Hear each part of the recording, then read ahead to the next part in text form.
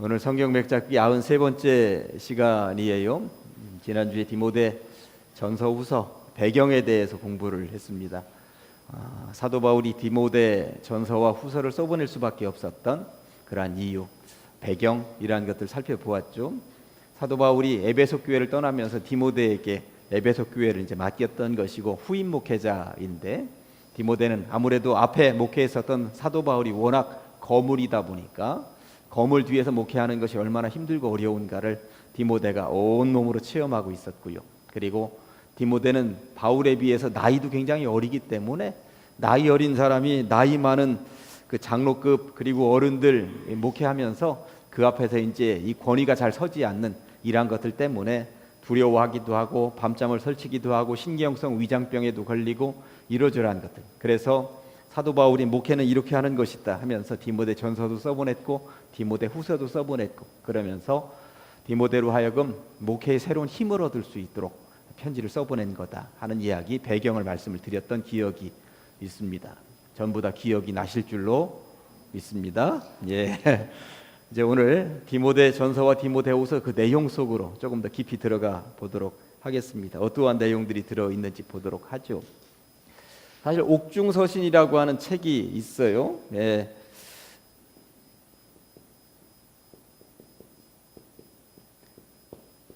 이 네 권은 사도 바울이 감옥에서 써보냈다 해서 에베소서, 빌립보서, 골로새서, 빌레몬서를 네 권을 옥중서신이라고 그러죠. 근데 디모데 전서와 디모데 후서, 디도서도 사실 감옥에서 써보냈어요. 로마 감옥에서. 그러면 이 책들은 왜 옥중서신이라고 분류하지 않느냐 하면은, 감옥에서 써보낸 것이긴 하지만 옥중서신으로 분류하기보다 목회자들이 목회를 어떻게 하는 것이 좋을지 목회 지침서처럼 써보낸 책이기 때문에 목회서신이라고 그럽니다. 그래서 옥중서신이기도 하면서 목회서신인 거예요. 디모데 전서와 디모데 후서, 디도서는 목회자에게 써보낸 목회 매뉴얼, 목회 지침서라고 보시면 되는 거죠. 그래서 목회자들이 읽으면 훨씬 더 좋습니다만, 그렇다고 목회자들에게만 써보낸 게 아니라 평신도들은 어떻게 신앙생활을 해야 되는지 그 내용도 쓰여져 있기 때문에 목회서신이라고 이렇게 분류를 한다는 것, 그 내용 속으로 한번 들어가 보도록 하겠습니다. 디모데 전서에는 주로 어떤 내용이 담겨 있고 디모데 후서에는 어떤 내용이 담겨 있는지 조금씩 구분해서 살펴드리려고 그래요. 디모데 전서를 읽어보면 바른 교리, 그러니까 바른 신앙생활을 하기 위해서 주로 어디에다 중점을 두고 살아야 되느냐. 그런데 그 당시만 해도 에베소 교회에 들어와 있는 이단 사설들이 많이 있었거든요. 그러다 보니까 거기 따라가서는 안 된다는 이야기를 아주 집중적으로 해줍니다. 그래서 제가 세 군데 여러분들 자료에 세 개 절을 가지고 왔는데, 디모데전서 1장 4절에 보니까 자막 안 나옵니다. 여러분들 성경책 자료집 보셔야 돼요. 신화와 끝없는 족보. 신화가 무엇입니까? 그 배경에는 그리스 신화, 로마 신화가 아주 널려 있었던 세상이었어요. 신화가 뭐예요? 진짜는 아닌 거잖아요. 그냥 들려오는 이야기잖아요. 수없이 많은 신들의 이야기잖아요. 그 주변에는 얼마나 많은 신들이 있었는지, 그리고 그 신을 우상으로 만들어 놓은 것들이 널려 있는 세상이었습니다. 근데 그런 것들과 관련돼서 끝없는 족보, 누구는 누구를 낳고, 그러니까 예수님 마태복음에 나와 있는 그 낳고가 아니라 어떤 신은 어떤 신을 낳고 어떤 신은 어떤 관계를 가지고 있고 그 신들에 의해서 어떤 신이 탄생하고 이러저러한 것들이 너무나도 널려 있었던 세상이었다고 하는 것입니다. 거기에 현혹돼서는 안 된다는 이야기를 하고 있습니다. 또 디모데전서 4장 7절에도 보면 망령되고 허탄한 신화를 버리라고 이야기하고 있습니다. 여기서 망령이라고 하는 말이 성경책에 간혹 나오는데, 10계명에도 세 번째 계명에 망령이라고 하는 말이 나옵니다. 뭐라고 나옵니까? 하나님의 이름을 망령되게 부르지 말라라고 나와 있습니다. 옛날 성경에는 망령되게 일컫지 말라 이렇게 나와 있습니다만, 요즘 개역개정편에는 망령되게 부르지 말라 이렇게 나와 있습니다. 망령이라고 하는 말을 국어 사전적으로 찾아보면 어떻게 되어 있어요? 늙었거나 이 정신이 흐리멍텅해서 말이나 행동이 정상에서 벗어난 것이 망령입니다. 그러니까 제대로 온전한 정신을 가지고 하는 것이 아니라 약간 치매기가 있거나, 그리고 정신이 이상해져서 내뱉는 말이 이게 망령인, 그러니까 온전한 정신을 가지고 하는 이야기가 아니라 흐리멍텅하게 온전한 정신이 아닌 상태에서 내뱉는 말이 망령이라고 하는 것입니다. 그러니까 하나님에 대해서 얘기할 때도 함부로 얘기하는 것을 망령이라고 얘기하는 것이죠. 그러니 앞에 얘기했었던 이런 신화라고 하는 것들이 얼마나 망령되어 보이는 거예요. 온전한 정신을 가지고 있는 사람들이 그런 신화에 대해서 혹하고 이게 진짜다라고 믿으면 되겠습니까? 아니잖아요. 그런데 그것을 진짜라고 믿는 사람들이 있었다라고 하는 것이 문제였던 것이죠. 그리고 그것이 진짜라고 믿는 사람들이 교회 안에 들어와서 교회를 아주 휘젓는 것이 문제였다라고 하는 것입니다. 그런데 거기 동그라미 두 번째 망령이라는 말 다음에 허탄이라고 하는 말이 나옵니다. 허탄도 국어사전에 찾아보니까 거짓이 많아서 믿업지 않다, 믿을 수가 없는 내용들이다, 이 말이 허탄이에요. 거짓이 너무 많은 거죠. 그러니까 말도 안 되는 거짓인데 그것을 믿고 의지하고 그것이 진짜인 양 따라가는 무리들이 당시에 있었다고 하는 것. 그러니 목회자는 이거 제대로 잡아줘야 된다 하는 이야기를 디모데에게 거듭거듭 써보내고 있다는 거예요. 제가 이번에 목회자들하고 같이 있으면서 저녁에 이야기를 나누면서 우리가 이 언어에 대해서 조심해야 되는 것들에 대해서 한참을 얘기했는데, 그 이단 가운데 하나님의 교회라고 있어요. 하나님의 교회에는 누구를 믿느냐면 안상홍을 믿는 사람들, 안상홍. 그래서 KBS 옆에도 있고 정림동에 가면 옛날에 그랜드 예식장, 그 유명한 그랜드 예식장도 거기가 이제 건물을 이제 사버렸죠. 그 안상홍 정인의 하나님의 교회는 건물 사는 것으로 유명합니다. 그러니까 교회 짓다가 교회가 부도나면 그 건물 그냥 통째로 사버려요. 이게 하나님의 교회인데 자꾸 하나님의 교회라는 이름으로 무슨 하나님께서 하시는 것처럼 우리들이 자꾸 그렇게 얘기하지 말고 우리들은 그냥 약간 격화시켜서 안상홍의 무리라고 얘기하자. 목회자들끼리 이런 얘기를 했어요. 왜 자꾸 이렇게 하나님의 교회인 것처럼 축혀 세우면서 그렇게 얘기를 하느냐. 그러고 보니까 그런 것 같다 하는 생각이 드는 거예요. 신천지에 대해서도 새하늘 새 땅이라고 하는 말이 신천지잖아요.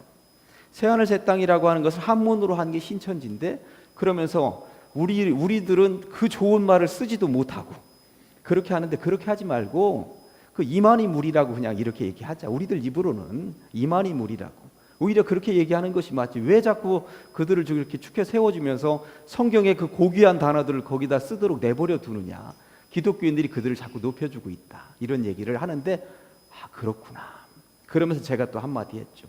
우리 성도님들에게 한번 말씀을 드렸던 기억이 있는데, 어디서 만날까 그러면 동학사 앞에서 만나자 그러지 말고 계룡산 앞에서 만나자 그래야 되는데, 동학사 앞에서 만나자고 하면서 동학사를 자꾸 홍보해 주는 거야.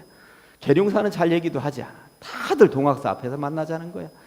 기독교인들도. 그러니까 그 절을 가장 제일교회라는 단어보다 동학사라는 단어를 더 많이 쓰고 있으니 어쩌면 좋아요. 그러니까 그렇게 자꾸 홍보할 이유 없다는 거예요. 계룡산 앞에. 계룡산 앞에잖아요. 분명히 계룡산 앞에잖아요. 그러니까 자꾸 그러한 것들을 세워주면서 우리들도 거기에 부화 뇌동하면서 따라가는 경우들이 있지 않느냐. 언어부터 바꾸자 했는데, 우리들이 그날 밤에 그렇구나, 언어부터 바꾸자, 그런 이야기들 참 잘했습니다. 아무튼 3절에 세 번 동그라미째 디모데전서 6장 20절에 보니까 뭐라고 되어 있어요? 망령되고 헛된 말과 거짓된 지식의 반론을 어떻게 피함으로. 그런 단어들도 피해보자. 자꾸 우리들 입에서도 그런 거룩한 단어들을 거기다 자꾸 세워주면서 우리가 그것을 사용하지 못하고 있으니 어쩌면 좋냐. 피함으로. 아무튼 사도 바울은 후임 목회자 디모데가 그러한 것들이 휘둘리는 것을 너무나도 염려하면서 바로 잡아주려고 애쓰고 있는 내용이 디모데전서에 나와 있다는 것 기억하시면서 읽으셔야 합니다. 그 다음에 두 번째는 디모데전서에 이 목회자에 대한 내용들, 어떤 사람들이 목회자여야 되는가, 그리고 평신도들은 어떻게 신앙생활을 해야 되는가, 그 내용이 세밀하게 기록되어져 있어요. 그래서 임직식 할 때 보면 디모데전서 내용을 본문으로 해서 설교하는 경우들도 자주 있다고 하는 것입니다. 거기 이제 가로 2번에 감독의 자격에 대해서 디모데전서 3장 2절부터 7절까지 나와 있는데, 성경의 감독이라고 그러면 목사에 대한 이야기구나, 이렇게 보시면 되는 거예요. 그래서 저는 이 글을 읽고 오늘 또 이 밤을 준비하면서 다시 한 번 더 여러 차례 읽어보았어요. 여기에 부끄러운 구절은 어디 있는가 하면서 저는 보았는데, 여러분들 제가 그냥 한 단어씩으로 짝짝짝짝 줄였는데 2절 한번 보여주실래요? 2절은 이렇게 되어 있죠. 그러므로 감독은, 그러므로 목사는 책망할 것이 없으며. 이 첫 번째부터 걸리는 거야. 제가 아무리 잘한다 해도 책망할 것이 없겠어요? 뭘 해도 마음에 안 드는 거 있잖아요. 예, 마음에 안 드는 거. 그런 거 있을 수 있습니다. 한 아내의 남편이 되며 이것은 뭐 제가 지키고 있으니까 절제하며 잘 절제하지 못하는 경우가 너무 많은 거예요. 잠도 절제 못하고 이것저것 음식도 절제 못하고 어떤 때는 보니까 커피도 절제 못해가지고 하루에 막 몇 잔씩을 마시고 그러고 있더라고요. 또 신중한가 그러면 신중하지도 못하고 단정한가 그래서 제 옷도 다시 한 번 더 나그네를 대접하며 가르치기를 잘 하며 하는데 수요일 저녁에 내가 잘 가르치고 있는가 봤더니 이것도 못하고 하여튼 다양한 것들이 걸려 넘어지더라 이거예요. 두 번째 보니까 3절에 이렇게 나와 있어요. 술을 즐기지 아니하며 구타하지 아니하면은 폭력을 사용하지 않는 것. 그러니까 그리고 오직 관용하며 넓게 관용하며 다투지 아니하며 돈을 사랑하지 아니하며 또 4절에 자기 집을 잘 다스려 자녀들로 모든 공손함으로 복종하게 하는 자라야 할지니라. 4절 자기 집 잘 다스리고 자녀들도 하여튼 예수 잘 믿고 잘 따라올 공손하게. 그리고 5절 사람이 이거 가로치고 한 번 더 지금 덧붙인 거예요. 사도 바울이 사람이 자기 집을 다스릴 줄 알지 못하면 어찌 하나님의 기회를 돌보리요. 그 다음에 6절 새로 입교한 자도 말지니 교만하여 마귀를 정죄하는 그 정죄에 빠질까 하며 목회자 보낼 때 곧바로 세례받거나 이런 사람들을 안 받으려고 하죠. 신학교에서는 오래된 사람들. 그 다음에 7절 마지막으로 또한 외인에게도 불신자에게도 안 믿는 사람에게도 선한 증거를 그러니 칭찬받는 사람이어야 할지니 비방과 마귀의 올무에 빠질까 염려하라 하면서 목사는 이런 사람이어야 된다 했는데 주로 읽으면서 가장 많이 등장하는 내용이 무엇인가 했더니 가정이더라고요. 가정. 한 아내의 남편이어야 된다. 그 다음에 4절에 보니까 4절 한번 띄워주실래요? 네, 4절에 보니까 이렇게 되어 있습니다. 자기 집을 잘 다스려 자녀들로 모든 공손함으로 복종하게. 자녀들이 아버지가 한번 얘기하면 맞아 우리 아버지는 따를 만한 존재야. 제가 언젠가 그런 말씀 드렸잖아요. 설교를 할 때 연합예배 때 설교하기가 가장 힘들다고. 내 아들내미 내 딸내미가 와서 앉아있는 그 설교가 가장 힘들다고. 서로 사랑해야 됩니다. 서로 우애해야 됩니다. 설교하고 있을 때 그 밑에서 들고 있는 아버지 그 밑에서 들고 있는 아들내미가 아이고 아버지나 잘하세요 이러고 있으면 제가 되겠느냐 이거예요. 맞아 우리 아버지는 저런 설교할 자격이 있어. 이런 소리를 들어야 되지 않겠느냐. 그렇게 가정에 대한 이야기. 그러면서 5절에 지금 딱 붙여놓은 게 5절까지 보여주세요. 사람이 자기 집을 다스릴 줄 알지 못하면 가정에서 평화하지 못하고 가정에서 사랑하지 못하고 온 성도들에게 사랑하라고 우애하면서 제가 어떻게 있을 수 있겠느냐. 그래서 제가 거기 자료집에는 그렇게 써놨잖아요. 4번에 수신제가 치국 평천하라는 말이 있는데 수신제가 교회 봉사인 것 같다 하는 생각을 제가 하면서 써놓은 거예요. 그래서 우리 집사람 잘 사랑해야 되겠구나. 우리 아이들도 잘 사랑해야 되겠구나 하는 생각이 들고 최근에 제가 제주도 다녀오는 동안에 보니까 충남 도지사가 그냥 나가 떨어졌더라고요. 세상 말로는 한 방에 훅 간다 그러더니 진짜 한 방에 이제 훅 간 거예요. 그런데 왜 저런 일들이 벌어지는가? 가정에 제대로 성실하지 못하니까. 부인과의 관계, 자녀들 앞에 부끄러운 모습이 지금 된 거잖아요. 아무튼 이 목사로서 가정에 조금 더 성실해야 되겠구나 하는 생각이 들었습니다. 근데 밑에도 보니까 가로 3번에 교인들은 어떻게 해야 되는가? 여기는 지금 집사라고 나와 있습니다. 집사라고. 그런데 당시로서는 장로 뭐 이렇게 할 수 있습니다만 집사가 장로일 수 있고 모든 평신도들에게 하는 이야기라고 들으시면 되는 거예요. 디모데전서 3장 8절에서 13절까지 나와 있는데 자막으로 8절 보여주세요. 이와 같이 집사들도 이렇게 집사들도 했으니까 앞에 말한 목사나 거의 비슷하다는 이야기예요. 거의 비슷한 이야기들이 많이 나옵니다. 집사들도 정중하고 일구이연하지 아니하고 술에 인박이지 아니하고 더러운 이득을 탐하지 아니하고 9절에 깨끗한 양심의 믿음의 비밀을 가진 자라야 할지니 또 10절에 이에 이 사람들을 먼저 시험하여 보고 그 후에 책망할 것이 없으면 집사의 직분을 맡게 할 것이요 책망받을 일이 없으면 이렇게 해놓은 다음에 11절에서는 여자 집사에 대한 이야기를 한 군데 여자들도 이와 같이 정숙하고 모함하지 그러니까 세상 말로는 뒷담화 깐다고 그러는, 그러니까 뒤에서 수군수군하면서 여자분들이 많이 하는 그런 거, 서로 뒤에서 수군수군 되지 아니하며 절제하며 모든 일에 충성된 자라야 할지니라. 그 다음에 12절, 한 집사들은 한 아내의 남편이 되어, 자, 이건 또 이제 남자 집사에 대한 이야기, 자녀와 자기 집을 잘 다스리는 자이어야 한다고 얘기하고 있습니다. 아무튼 여기에 이제 어떻게 걸려 넘어지는지 모르겠습니다. 이것저것 다양하게 걸릴 것도 있고 잘하는 것도 있을 수 있습니다. 아무튼 목사로서는 이렇게 해야 되고 이런 사람을 세워야 되고, 집사로서는 이런 사람을 세워야 된다고 성경에서 특별히 사도 바울이 디모데에게 편지를 써 보내면서 이야기하고 있는 것입니다. 이래서 목회서신이라고 구분을 해 놓는 거예요. 이게 이제 디모데 전서 쪽에 나와 있는 내용입니다. 디모데 후서는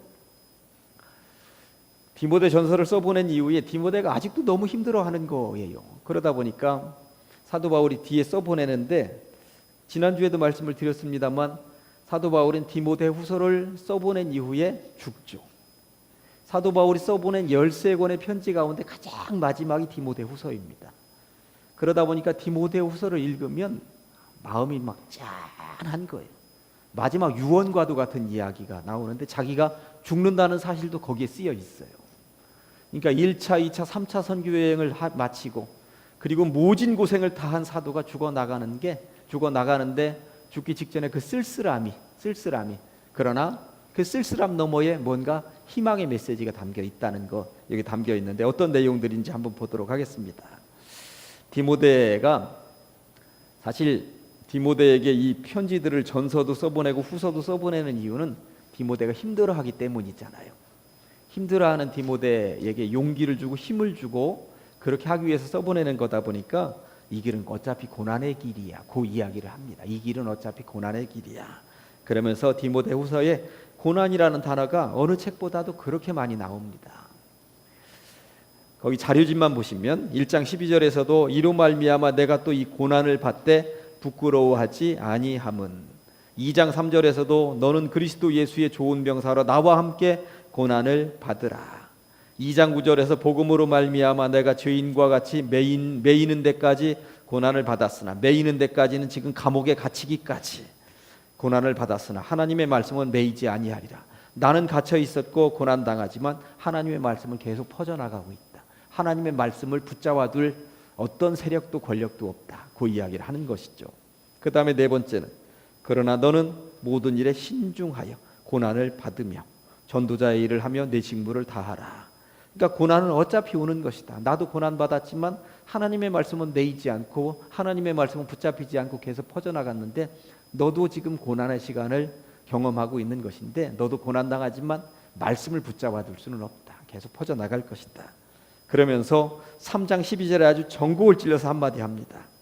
무릇 그리스도 예수 안에서 경건하게 살고자 하는 자는 박해를 받으리라. 어차피 필수 조건이다. 그런 이야기를 하고 있는 것입니다.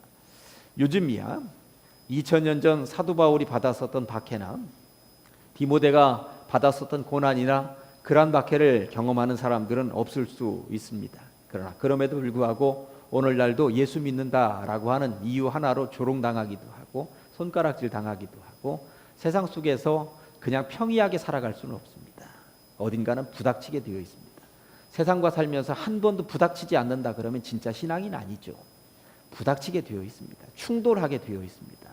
그런데 그 충돌, 부닥치는 것을 어떻게 이겨내는가, 그것이 중요한 것이죠. 그래서 바울이 당했었던 고난이나 박해와는 질적으로 차이가 있지만 질적으로 다른 새로운 형태의 박해나 새로운 형태의 고난이 분명히 직장 생활하면서 사업을 하면서 분명히 있을 수 있다라고 하는 것은, 그러니 잘 이겨내셔야 된다라고 하는 것입니다. 당연한 것이다.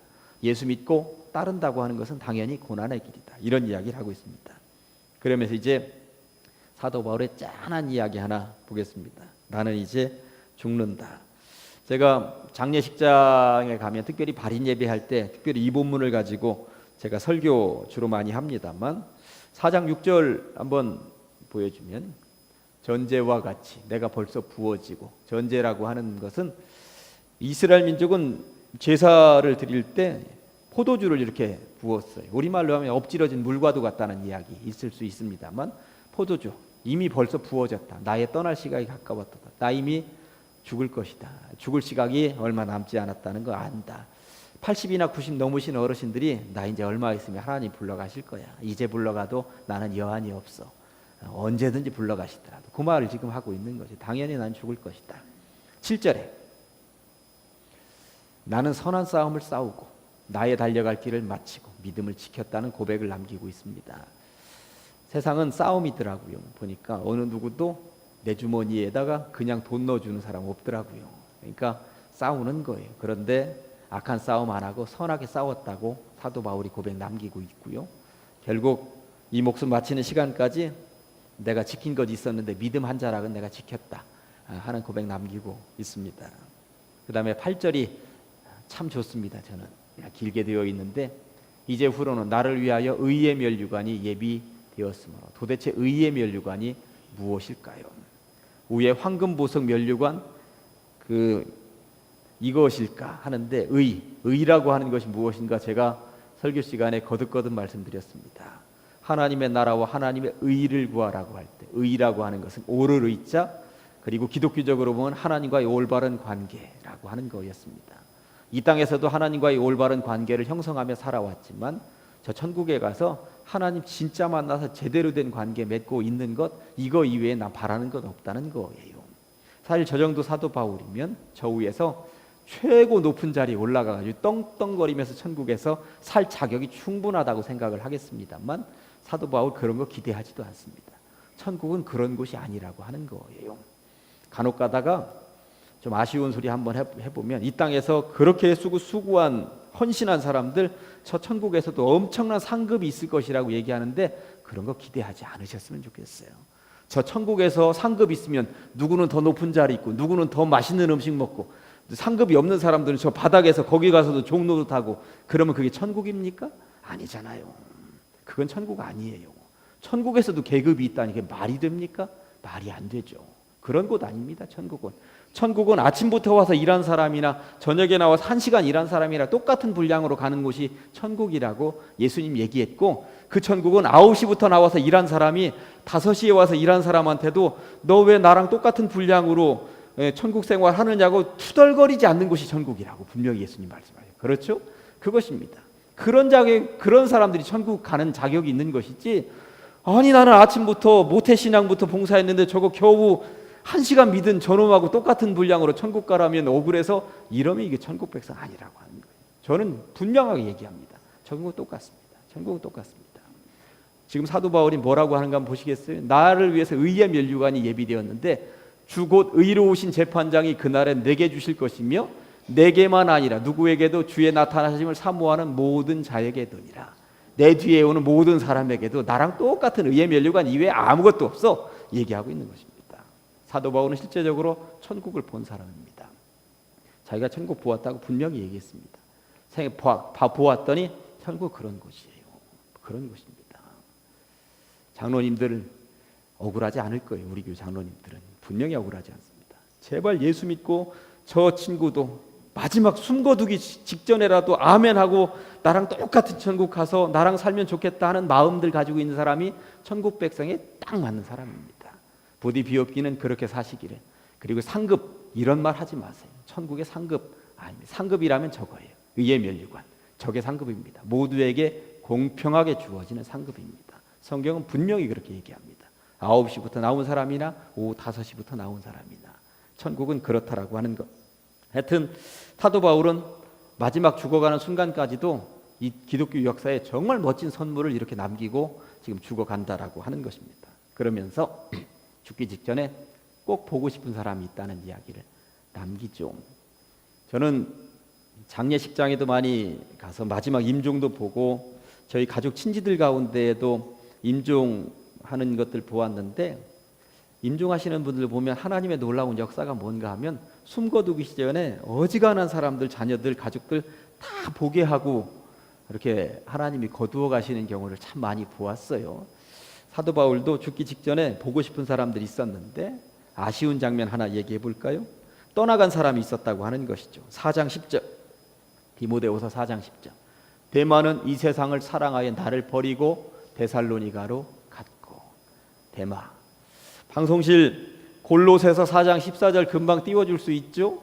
데마라고 하는 사람이 원래는 골로새서 4장 14절입니다. 데마라고 하는 사람이 도대체 어떤 사람이었는지 아십니까? 골로새서는 더 먼저 쓰여진 책이었어요. 거기에는 사랑을 받는 의사 누가와 또 데마가 너희에게 문안하니라. 저게 감옥에서 써보낸 편지예요. 골로새서니까 옥중서신. 그러니까 디모데 후서 써보내기 전에 골로새서를 감옥에 골로새 교회에다가 써보낼 때 누가도 옆에 있고 데마도 옆에 함께 있어. 지금 함께 있는데 이게 몇 년 후에 디모데 후서가 쓰여졌는지는 몰라요. 요 1년 한 3, 4년 요 사이에 데마가 지금 변질된 거예요.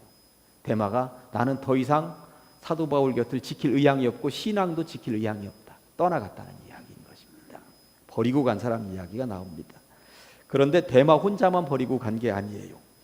4장 14절 15절에 보니까 이런 사람 이야기도 나와 있습니다. 구리세공업자 알렉산더가 내게 해를 많이 입혔음에 주께서 그 행한 대로 그에게 갚으시리니 너도 그를 주의하라. 그가 우리 말을 심히 대적하였느니라. 이렇게 바울 곁에 있었던 사람이었던 것 같은데 그 사람도 떠나간 사람입니다. 바울을 떠나간 사람들. 이런 사람들이 있는가 하면 끝까지 사도 바울의 감옥을 지켜주는 사람이 있다고 누가복음 4장 11절 보니까 이렇게 나와 있습니다. 4장 11절 보여주세요. 예. 조금 아까 다음 자막이라고 써 있는 것에 나와 있던데 누가만 나와 함께 있느니라. 예, 누가만 나와 함께 있느니라. 누가만 나와 함께 있느니라. 지금 이 감옥에 떠날 사람들은 다 떠났고 누가복음의 저자, 사도행전의 저자, 누가 의사만 나와 함께 있느니라. 제가 간혹 설교 시간에 누가라고 하는 사람을 사도 바울 옆에 붙여주신 것이 얼마나 하나님의 놀라운 역사인지를 말씀을 드렸습니다. 누가는 의사였습니다. 사도 바울이 얼마나 징그럽게 고생한 사람입니까? 돌멩이 맞아서 시체로 죽었다고 생각을 했었던 경우도 있었고요. 하여튼 몽둥이 찜질을 얼마나 많이 당한 사람입니까? 누가를 옆에 붙여서 늘 그렇게 사도 바울 치료할 수 있도록 그리고 다시 기력을 회복할 수 있도록 하나님께서 붙여주셨다라고 하는 것입니다. 참 좋은 동역자 붙여주셨던 것이죠. 그렇게 끝까지 함께하는 사람, 그러면서 죽기 직전에 보고 싶은 사람이 하나 있다고 얘기하는 것이죠. 그 뒤에 보니까 4장 11절 하반절에 그렇게 나와 있습니다. 네가 올 때 누구 데리고 와라? 마가를 데리고 와라.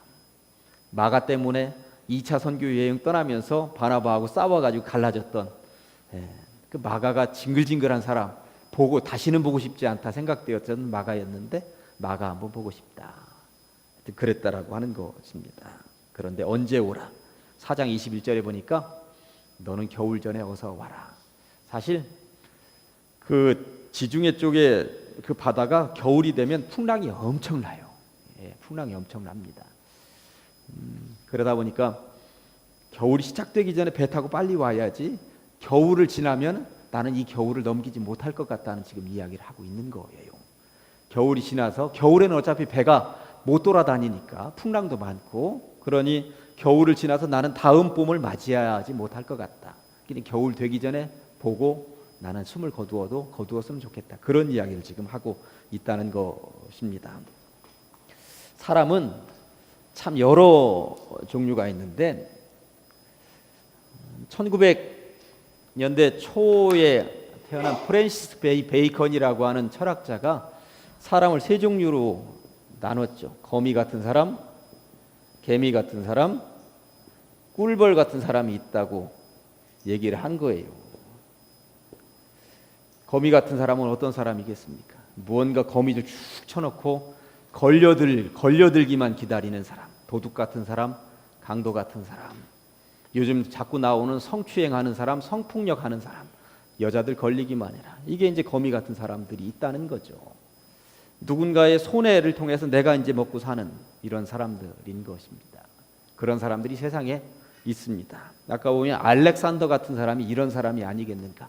거미 같은 사람, 해를 끼치고 디모데 너도 조심해라. 그 사람에게 걸려들지 않도록 해라. 이런 얘기 하잖아요. 알렉산더 같은 사람, 개미 같은 사람이 있다는 거예요. 배짱이가 노래를 하건 말건 그냥 나는 내 할 일만 하는 거예요. 누가 굶어 죽어가든 말든 나는 내 할 일만 하는 거예요.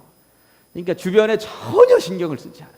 그냥 나만 내 할 일 하고 그거 쟁여놓은 거 누구한테 나눠줄 생각도 안 하고 나만 먹고 살면 되는 거예요. 내 자식만 먹고 살면 되는 것이. 이게 개미 같은 사람이 있다는 거예요. 대만은 이쪽일 수도 있고 여기일 수도 있는데 그 도망간 대만은 그래 나는 나라도 먹어야지. 저 노인네 감옥에 갇혀 있는데 저 노인네 바라다가 나도 죽게 생겼네. 나라도 먹고 살아야지 하고 그냥 내뺐다는 거 아닙니까? 대마 같은 사람이.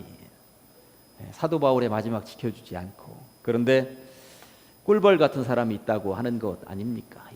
열심히 모아서 남 좋은 일만 시키는 거예요. 열심히 모아서 남 좋은 일만 시키는 거예요. 꿀 1kg을 모으는데 제가 뭐 책을 보니까 1kg을 모으는데 이 꿀벌이 4만 킬로미터를 왔다 갔다 한다고 하는 4만 킬로미터가 보통 거리입니까? 엄청난 거리. 그러니 우리들은 이제 한 숟가락 퍼먹으면 꿀벌이 이게 얼마나 왔다 갔다 한 거예요. 얼마나 많은 꽃송이를 왔다 갔다 한 거예요. 그래서 열심히 모아가지고 모아놓으면 낼름 먹고 그러는 우리들이죠. 그런데 세계적인 석학 아인슈타인은 그런 말도 했습니다. 꿀벌이 사라지는 것과 동시에 4년 안에 지구는 멸망한다. 왜냐하면 꿀벌은 꿀만 만드는 게 아니에요. 꽃가루를 묻히면서 계속 꽃이 피어나고 열매가 맺을 수 있도록 만드는 게 꿀벌이에요.